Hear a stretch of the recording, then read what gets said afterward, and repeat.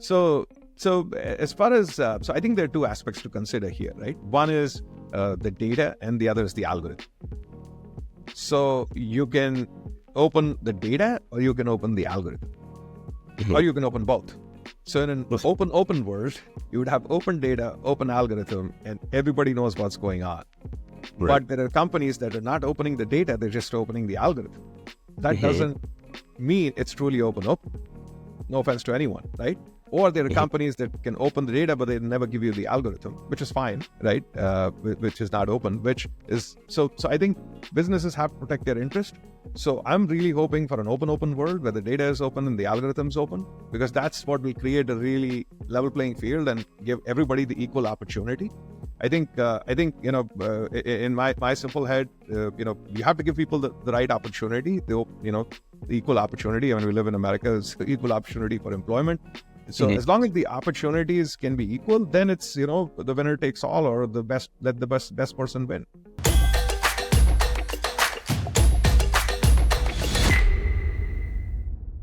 Today, we have the pleasure of speaking with Ed Watal, the CEO and founder of Intellibus. So Ed, great to see you. It's been a while.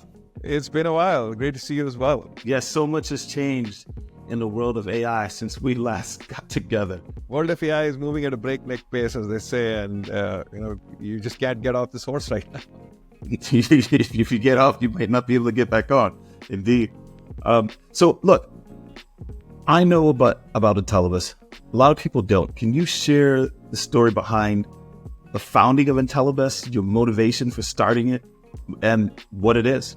The founding of Intellibus is kind of just more by accident. They were never looking to really found a company or something. And I was teaching at NYU, and I got called in by a friend of mine who was at one of the large financial corporations, saying, "Hey, would you like to come and advise our board on all things cloud?" Because I'd written a book on cloud computing.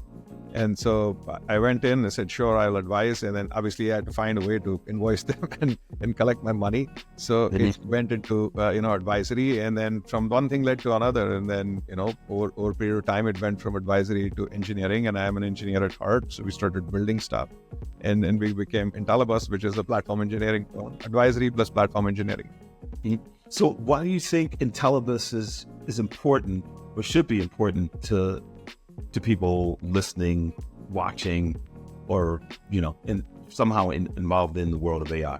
So I think a lot of people may not know Intellibus is actually short. It's nothing to do with the school bus, but Intellibus, or people sometimes Google online, they'll find this bus in Australia, which is intelligent bus that drives around on the streets. So it's nothing to do with that. Intellibus, not about making electric buses. Not to say that we might someday in the future not venture into that.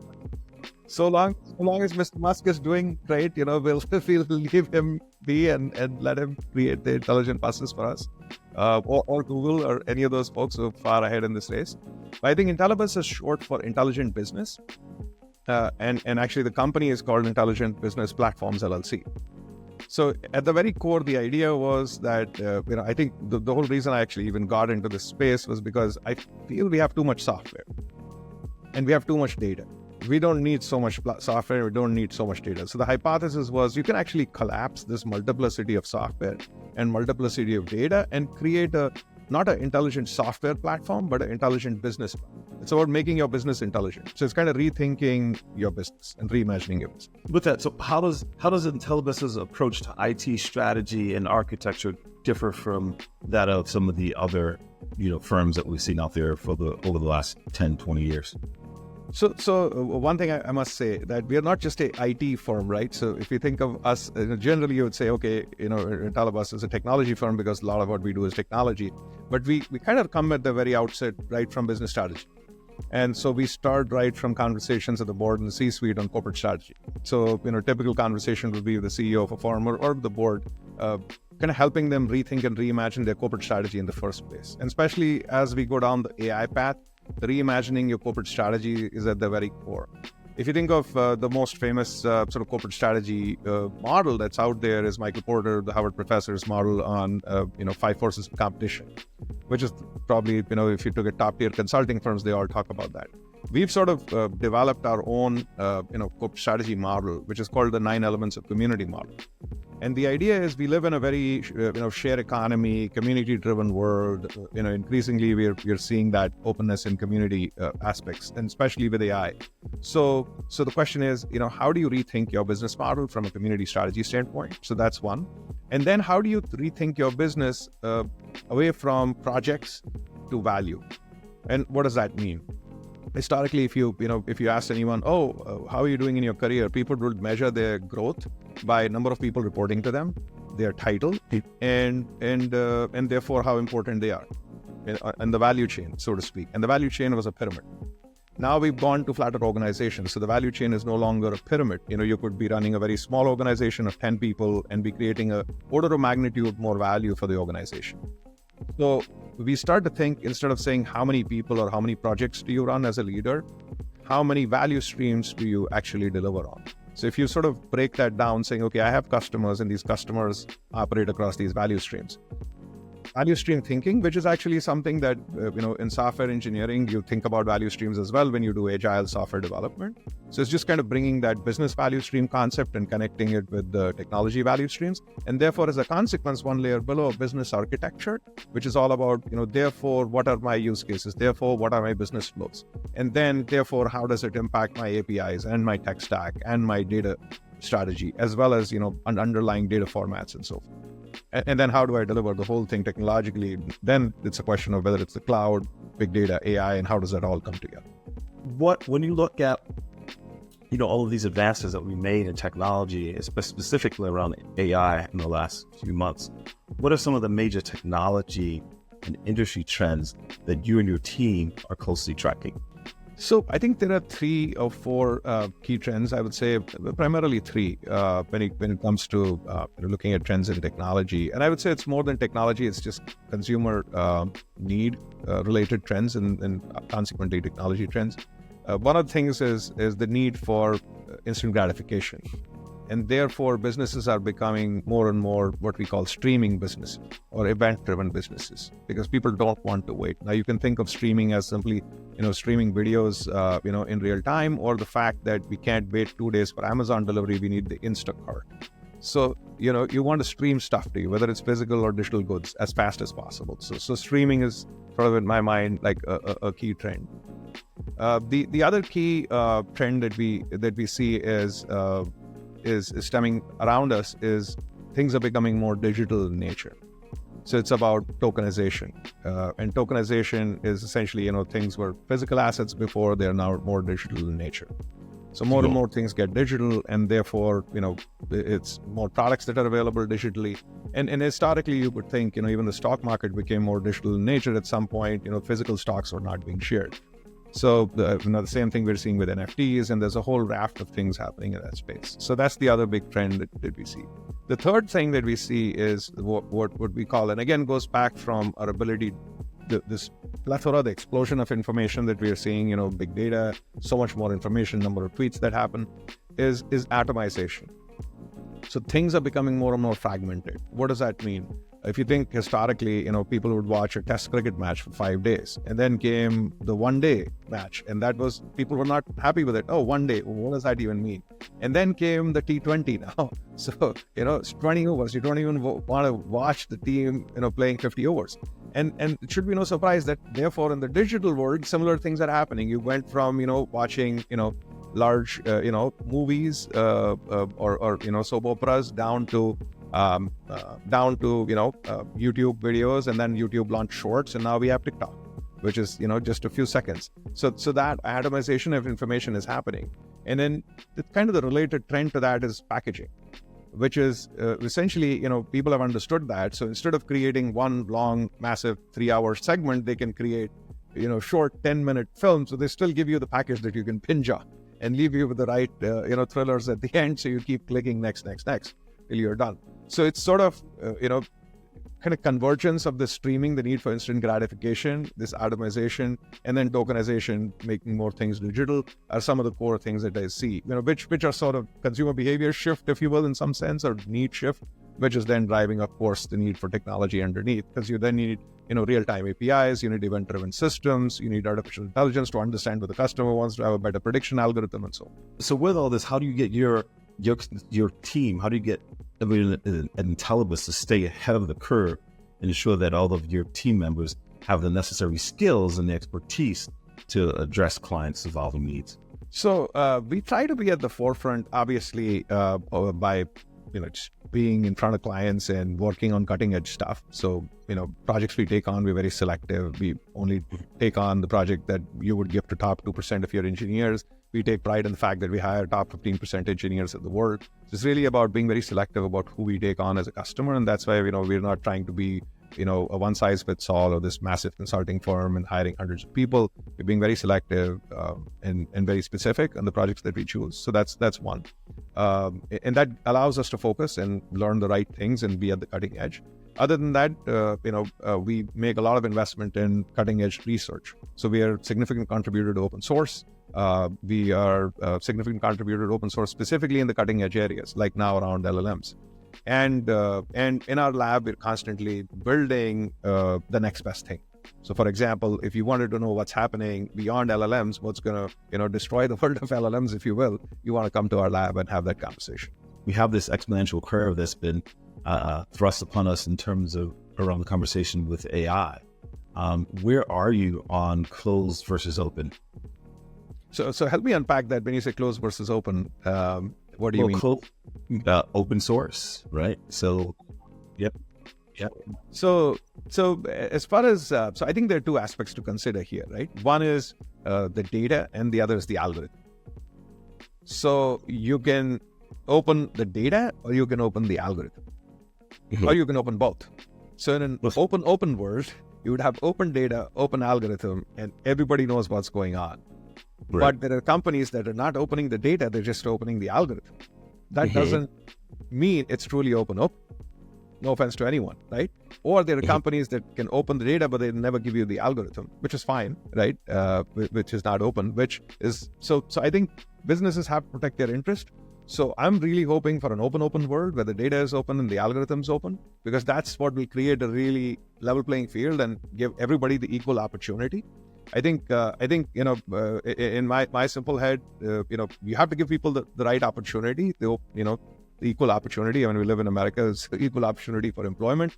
So as long as the opportunities can be equal, then it's, the winner takes all, or let the best person win. Yeah, sure. But, when you look at it in terms of like the, so Mistral, Hugging Face, Llama, all open sourced, right?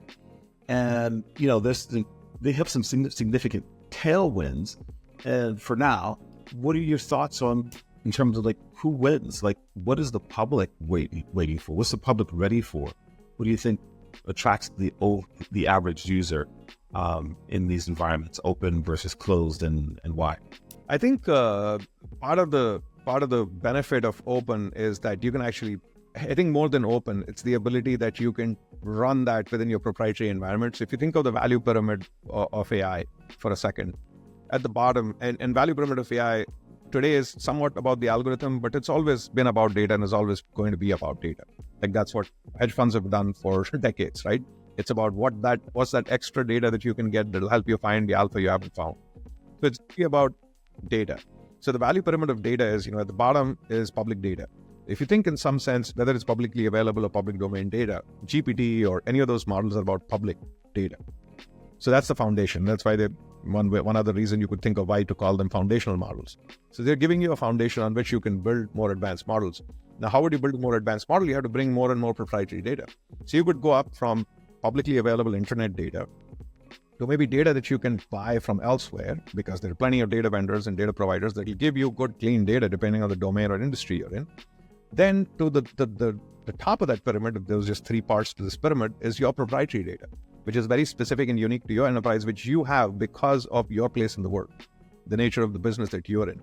So it's really about thinking that value pyramid, where you are, and which of those models are feeding what data. Like, how are you sort of stacking those models up?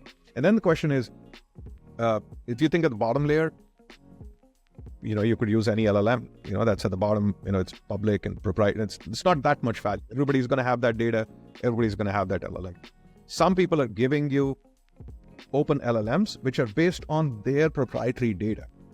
which is what you have to sort of think about. Let's say, and I'm not calling any specific company out, but you may want to look at, all these different models. Question is, what data were they trained on?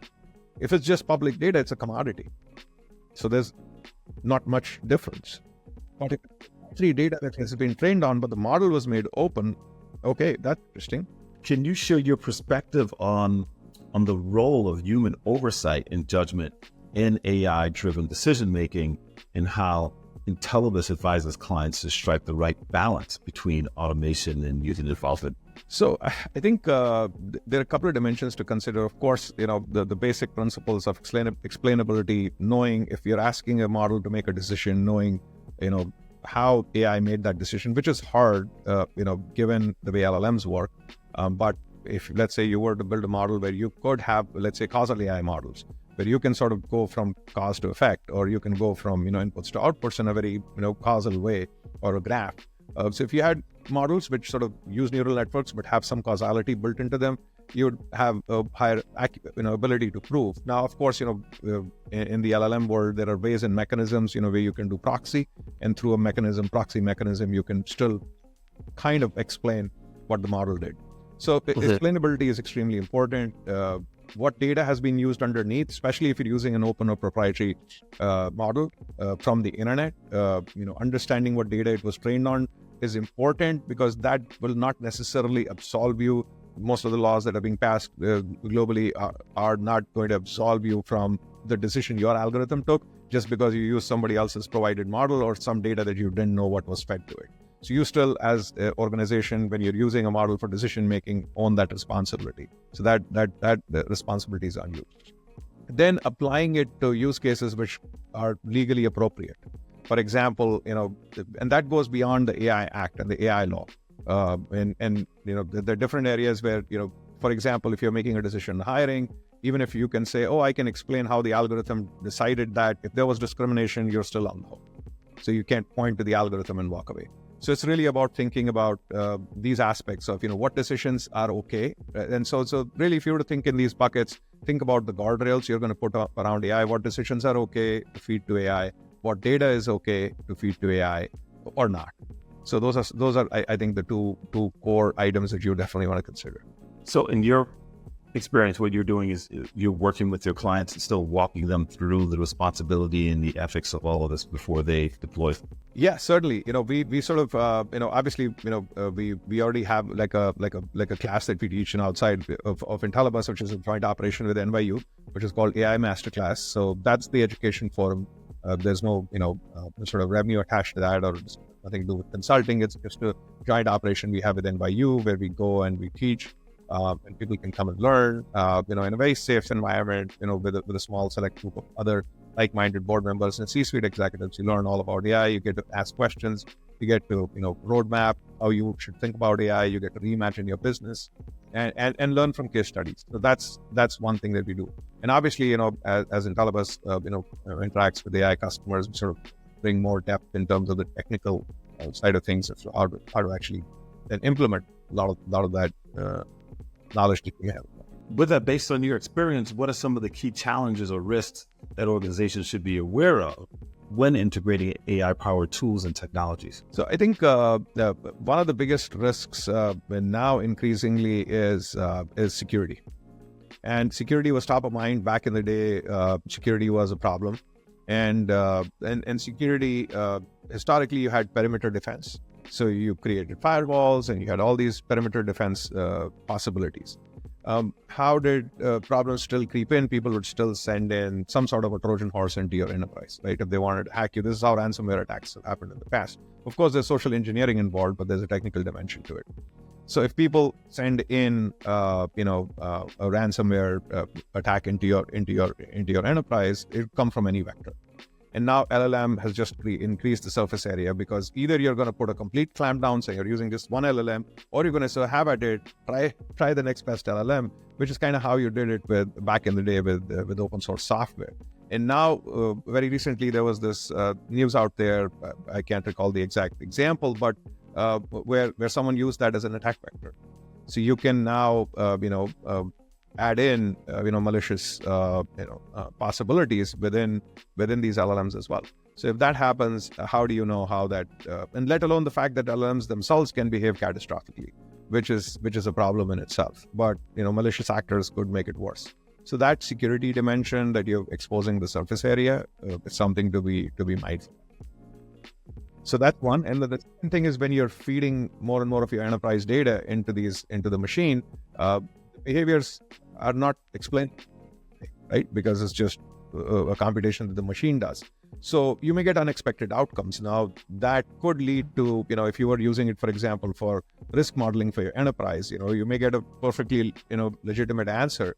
But then how would you go back and sort of reconcile saying, oh, you had an outlier event that you couldn't capture because the model didn't forecast that. Let's talk more about your role at NYU and how that feeds and enhances your role as CEO and vice versa. Yeah, so I think I try to keep them very separate and not try to sort of, because, NYU is purely education. And, I think the best way it enhances is I become a more educated person myself, because as they say, the best way to learn is to teach. So for me, personally, it's a great opportunity for me to go and teach. And, obviously when I go there, I'm an NYU person, not an Intellibus person, even though it's a joint operation with Intellibus. It is really about education and sort of have to keep a different hat on at that time and a different mindset, which is, being as objective as possible, never talking about Intellibus, to be honest, and making sure that we talk very specifically about what matters. And we are very careful in how we curate the audience as well, the people attending the classroom, to make sure that, there's really practitioners. And sometimes we do get in people who are, who you could typically say is a vendor, but then they're coming in just to share their perspective, right? Not necessarily part of the class. And then, out of that learning, obviously, I walk out a very educated person myself, as I've enriched myself. And then, obviously, when I'm in boardrooms, working with Intellibus clients, it helps because I have much richer knowledge to offer. And obviously, for NYU specifically, the fact that, I'm not a pure academician is what helps the university. I'm actually a practitioner. I work and I practice. I work in the lab. We write code. We build models. We deploy models for a living. We train models. And we do all kinds of, interesting and fun and cool things around AI. So as a consequence, all that, practitioner knowledge, which Intellibus gets from the Intellibus clients that we work with in AI and so forth, and data and building modern platforms, brings more enriched value to the class. Otherwise, you would have, a professor, no offense to any professors, who has simply written a book and had academic knowledge or maybe some experiential knowledge working in a classroom. You've also been famous for stating that there is a no boss culture at Intellibus, right? Yes. So can you share some insights into the company culture and the strategy you employed to build a high-performing team? Yeah, so thank you for that question. It's fun always to talk about the no boss culture. So we've experimented with this. I kind of started out on my own. At some point I did my first startup leaving Wall Street. Primarily, they say, maybe I'll put a nuance to this, that they say people join companies and leave bosses. So it's not my statement, but I read it somewhere. Yeah. So people generally, join a company because they like the vision and the mission, and eventually you end up quitting because you're frustrated with your boss. And something kind of similar happened with me. Not that I'm blaming my bosses. So if you're hearing this, bosses from the past, it's not a affront on you. It's just a general ethos that I was carrying in my head that, hey, I had different choices I would have made otherwise. So I think somewhere, going away from a little bit of that command and control, where you are told what to do, someone has to tell you, versus kind of allowing this emergent behavior to operate, right? In an ideal world, what I imagine in my head, in which, I'm sure you might have heard the World Digital Governance conversations they're having, it's about really creating that emergent world where all 8 billion people somehow just come together in this massive orchestra, but don't need an orchestrator. Somehow we can all learn how to work together. So no boss culture is kind of foundationally built on that same principle. It's not to say that there is no one telling what needs to happen, because someone has to give direction. So you have a manager, you have a coach, you have a mentor, and it's more about providing the care and support to the team. You get 6 people in a room, right? They sort of come together. There's this experiment done long ago. I failed to remember where it was, where they tried to compete a group of adults with a group of kids. And they gave them the same task to build like a pyramid with a bunch of blocks. I don't know if it was Legos or whatever it was. And the kids won. Because with the adults had the different sort of mindset on how to do. The kids sort of had that emergent behavior. There was no boss, there was no hierarchy. They weren't trying to get organized. They were just trying to solve the problem.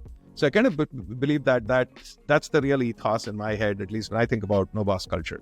Right? It's just creating teams of people, kind of like how you play sports, right? Create teams of people. There's no boss on a football game. Yes, there is a coach screaming at you from the sidelines. You're the quarterback. Sometimes you don't even get the ball, but you all run. You somehow win, right? So what were some of your key leadership lessons that you learned throughout your entrepreneurial journey and as the founder of the organization? So leadership lessons for me specifically, or more broadly for like organizational lessons? I would say a bit of both. Like what have you learned that helped to guide you? And then what have you learned that has helped to guide and shape the organization? They're probably one and the same. I think the one that is sort of the biggest one, which is a double-edged sword. It's letting people do their thing. Yeah. It's like when you ask people to do something, letting them do it and not getting into it. But there is a nuance there. If they don't know what they're doing, you're going to be in big trouble. So that's always the case. That's always the case. So what has worked for me personally is what I call framework thinking. And framework thinking essentially is, you think of what the framework should be. And most of the time it's about, laying out some concepts or thinking about how to solve a problem. Invariably, if you don't define the framework, and it could be as simple, let's take a simple example. Someone said, hey, give me a comparison of these two products. It's a common use case we do all the time, competitive products, things we are buying on the buying side or the sell side. We're trying to compare things. It's a common use case in an enterprise. And when you do this comparison, if you don't define what the rows and columns are you want in this comparison chart, you're probably not going to get the answer you're looking for. So as a leader, it's your responsibility to define what the rows or the columns look like, at the least, because it's really setting expectations. And then, even then, sometimes it fails because you didn't sit down patiently with them and try to fill one or two rows of information. And I learned with this from one of my co-founders in a venture, because he would follow this habit, and I kind of inculcated this habit myself to say, hey, here are the rows and here are the columns, and here is the two rows that I filled in, because he would force me to sit with him and fill two rows and not let me leave until I filled two rows with him. And I think when you do that, it's kind of like goes back to the basic principles of show and tell and, hand holding a little bit till the training wheels come off. So it's really a question of how far do you keep the training wheels. And how does the organization foster a culture of continuous learning and professional development? So what we have done, I don't know if people are familiar with this. We use a term called GQ, nothing to do with the magazine, which is a great magazine we all have seen. GQ stands for Genius Quotient. And essentially the idea is that, if Einstein said, if you judge the fish's ability by its ability to climb the tree, it'll live its life thinking it's a failure. So by that same token, GQ is about Genius Quotient. So what does that mean? How do you find a person's genius? And genius is not an absolute term. It's a very relative term. It's, you could be a genius in piano and be terrible at soccer, for example, or vice versa. So genius is really a function of how good you are at the job that you do. That's the lens of GQ. The lens of GQ is any job requires 7 to 8 or 9 skills to perform. And if you're really good at all those 9 skills, then you're a genius. So that's a baseline. So when we hire people in, we put them through 8 to 9 hours of tests. People who've gone through that kind of already know how grueling it is. I'm sure some of them are listening to this in the future. So really, it's about that kind of very tight quality control, if you will, up front by putting people through these skill set tests, which are aligned to the role. And that's something we do very, very crisply. But then comes the question of, okay, you hired somebody. They're not really good. Like if you drew their chart, it'll be something like, a mobile signal bar where not all the bars will be of the same height. So how do you then ensure that deltas are bridged? So that's what we call the GQ unlock program. So then we say, okay, we hired you, you're a great Java engineer, you're very good at Java, your Spring and, Kafka skills are not so great. Okay, you need to get trained in those areas. So then we put them through a specific, either hands-on experiments in the lab where they try to implement Terraform or Kafka or whatever skill they're lacking. and then eventually, bring them through a more formal project where they can actually execute with those skills. And we call this GQ unlock journey because we take someone from what we call, there's an industry term called I-shaped engineers and T-shaped engineers. I-shaped essentially means you're an expert in one area. T-shaped means you're an expert in one area, but you kind of have a general knowledge of all other areas. And then some people also use the term pie-shaped because then you have expertise in two areas and general knowledge in all areas. So we invented two more terms beyond that, which we call the comb-shaped and the brush-shaped. So essentially, a comb-shaped person is a person who has expertise in many, many areas. And a brush-shaped is a holistic individual. Now, they have done this in every possible function of the business, from finance to HR to technology to legal. So in an ideal world, you need brush-shaped individuals. So that's the continuous learning path. How do you take someone from that I, T, pie, comb, and brush-shaped? And brush-shaped individuals are probably golden because everybody ideally ends up being brush-shaped if they're being an entrepreneur or at the tail end of their journey. We have so many things that are happening now. So we have obviously the development of open, development of closed platforms.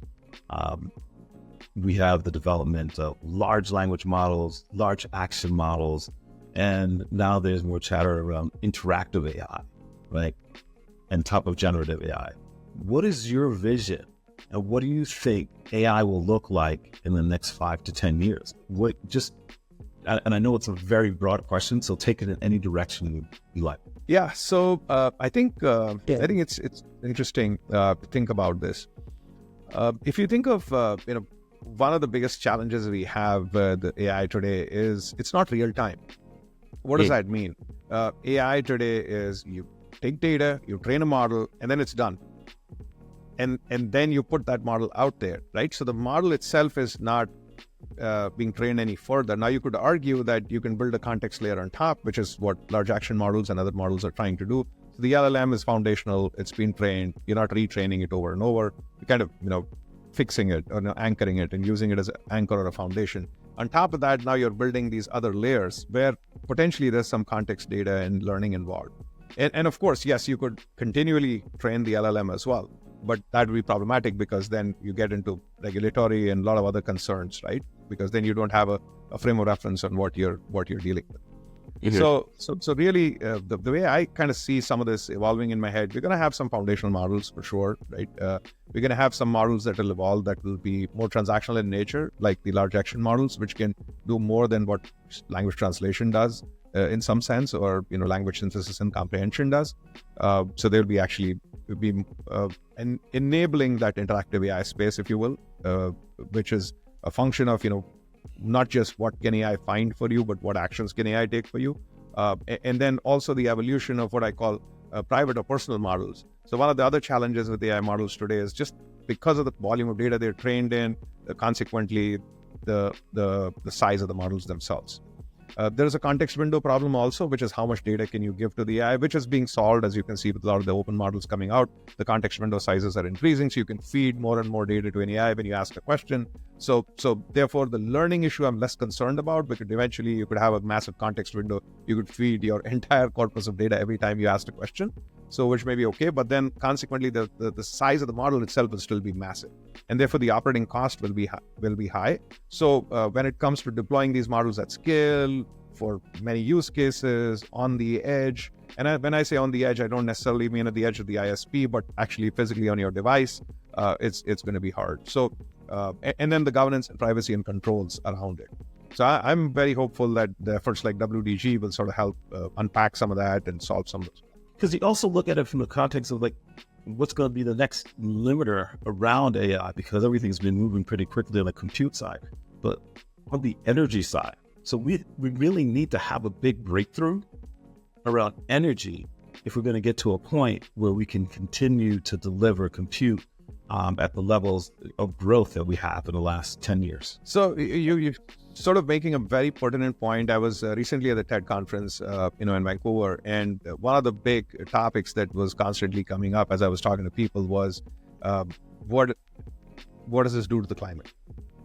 Historically, the data centers have been, in the technology world, data centers have been the biggest contributors to, the need for energy.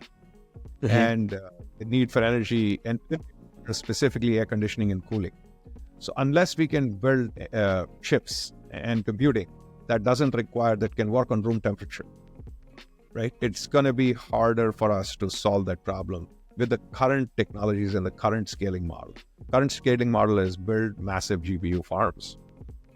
Yeah. Nothing wrong with that terribly, as long as you can do that at a fraction of the cost that is done today, at a scale that is affordable by all, with a climate footprint that is marginally worse than where we are today. Now, and I don't think that's what we're doing, right? For another lens to consider there that comes up is the data that we're feeding. We're feeding pretty much the whole internet into this thing. Do we need to? Right? There's no way for us to feed what's useful into the engine. If we had a way to do that, then that itself would make it more green, because then you're less data to process for the same outcome. So a lot of the research that's happening and a lot of the conversations that are happening are in that area: how to feed less data, get more outcomes, how to create a smaller footprint, and therefore, lower the computational costs and the energy need.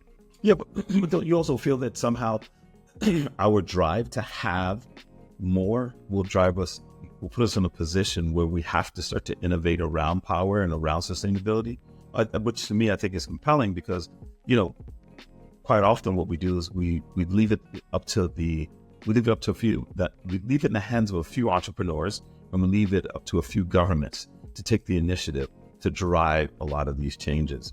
And I think what we're seeing now is the first time ever we've actually seen in a very long time anyway. We start to see industrial policy really play a big role in the technology sector. So we'll potentially play a role in innovating around energy as well. Certainly, I think the energy innovations can come in various ways. The way I think about it, right? So necessarily spending more energy because we haven't solved the GPU or the data cleanliness on the internet is not the problem. Maybe we can create fusion energy. Maybe that can happen faster. And the answer could be yes, let's do the ungreen thing with AI right now so as to solve the fusion energy problem. And then we'll have fusion energy and then we can clean this up. Now, in my mind, it's a very circuitous and a odd-ended argument, but people are having these conversations out there. And so the question is, how do we get to a greener future sooner? It's anybody's guess. One of the notes that came out from your AI Masterclass program, it said that it aims to provide business leaders with new world, rapidly paced AI disruption insights, right? So what are your thoughts on the broader societal implications of accelerating pace in this AI environment? And how do organizations and policymakers work to ensure that these technologies are deployed in a way that benefits the greater good? I'm glad you used the term policymakers, because a lot of it has to do with policy, but often we've seen, unless policy turns into a standard or a regulation, it doesn't have a lot of teeth. So while the policymakers can do all they wish, and I'm constantly in conversations with the policymakers around the world, they're all sort of hoping that either a regulation or a standard will come and finally give it the teeth that are required to make it happen. So the advice to policymakers obviously is to come up with a framework of thinking, or rather the shout out or call to action would be, and there are some things which are sacrosanct, which one should think about for the greater good. The digital sovereignty of the individual. The digital sovereignty of the individual has always taken a backseat, right? Whether you look at, no offense to social media, no offense to how the advertising industry works today, no offense to anybody, but the digital sovereignty of the individual has taken a backseat. So really it's thinking about how do you frame policy, which will then enable the regulators and standards bodies to define the right regulation and come up with the right standards in line with the policy, which keeps the digital sovereignty of the individual sacrosanct. Their right on data, their right on privacy, that's got to be at the very top. And then after that comes a question of guardrails. So setting all the guardrails, what data is okay, and we briefly talked about that earlier. What data is okay to feed AI, what decisions are okay to offload to AI, so kind of defining some of those guardrails, and there's plenty more there. And then lastly, it's a question of coming up with what should be an arbitration model. How do you arbitrate at all when there is deadlocks? Because there is going to be deadlocks. There is going to be conflicts between organizations, conflicts between laws that are passed in different countries. So how is that going to get resolved at a global scale? someone's got to be thinking, about it as a policymaker. And that's part of the whole world digital governance effort here today. So what is the call to action around this? We talked about a lot of stuff today. We talked about governance. We talked about the future of. We talked about the culture and the ability to create an organization where there is no boss at Intellibus.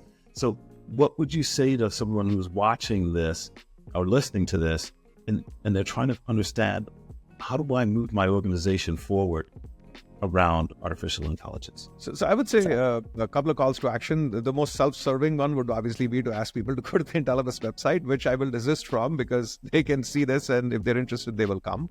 But I think the real call to action I would ask people to do would be to educate themselves further.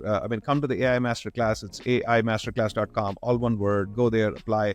At least learn the online piece. Even if you don't have the time to commit 2.5 days to come in person to NYU, definitely follow up the online piece. And then if you're interested more than just your business and making your business better, but you truly care deeply about the greater good, and you want to keep that, you're a social entrepreneur, you want to keep that ahead of your business objectives, then definitely go to wdg.org and sign up and show your faith and commitment towards the effort that already hundreds of people around the world are coming together to support. Excellent. Ed, this was great. It was always good catching up with you.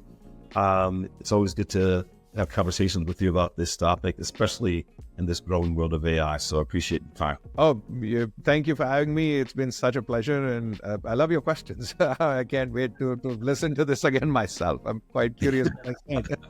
Excellent. We'll do some more. We'll do it again another time. That's for sure. I appreciate it. Thanks again. Thank you, Donovan. Yeah, take care. Pleasure.